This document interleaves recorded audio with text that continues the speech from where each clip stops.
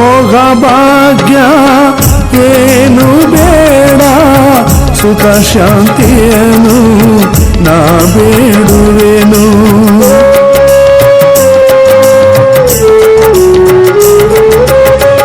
ಎಲುಬಿನ ದೇಹ ಉಳಿಯಲು ಇಲ್ಲಿ ಒಗಸೆ ಅನ್ನವ ನಾ ಕೇಳುವೆನು.